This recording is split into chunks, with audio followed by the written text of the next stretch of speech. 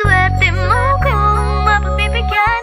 Ingatan mo pag-ibig na isang kakaibig, kakaibig, kakaibig, kakaibig.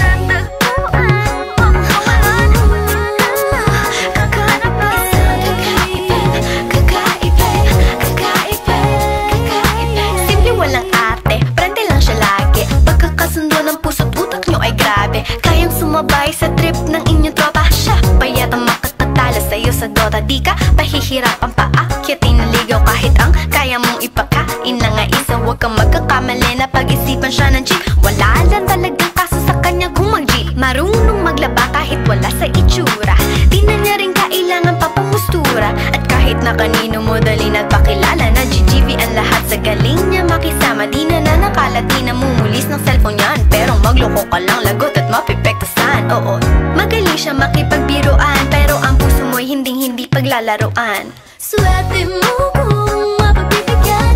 Ingatan mo ang pag-ibig na isang kakaibig, kakaibig, kakaibig, kakaibig. Panatagpuan mo pagkawalan. Minsan lang makahanap ng isang kakaibig, kakaibig, kakaibig, kakaibig. Simple lang pumorma pero swabe ang dating. Sa lahat yata ng bagay hanip grabe ang galing. Chick na mahin hindi makabasag pinggan, pero sa basketball tambak hindi ka papagbigyan. Di na niya kailangan ng gayuma para puso mo ay kanyang makuha. Di rin siya yung tipo ng babae na pantrip lang. Kung maluloko ka, mag-isip ka, please lang.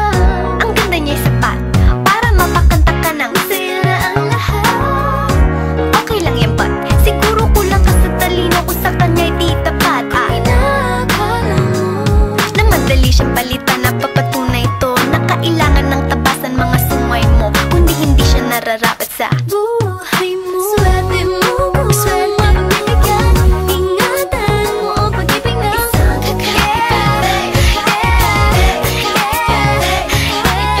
Panatagpuan mo pagkawalan.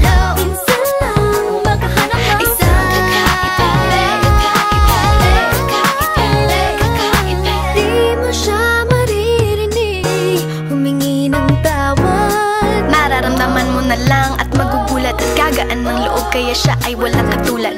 Di siya